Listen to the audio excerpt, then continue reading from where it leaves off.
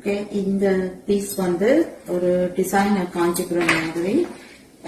இதுல வந்து பாடி முழுக்க செக் இருக்கு. செக்ல வந்து கிரீன் ஒரு லைட் கிரே அப்படி ஷேட் இருக்குது இதுல. அண்ட் தென் பாடியின் பேஸ் கலர் வந்து கிரீம்ல இருக்குது. அண்ட் தென் பார்டர் வந்து இது ஜோட்பாய் பார்டர்ன்னு சொல்றது, ஜோட்பாய். இதுவும் பியூர் ஜெர்கா தான். இது வந்து ப்ளூல வருது, டார்க் ப்ளூல. நீங்க பார்த்து இதுல தெரியுது வீடியோல. அண்ட் தென் இதை நான் ஓபன் பண்ணி காட்டுறேன் உங்களுக்கு.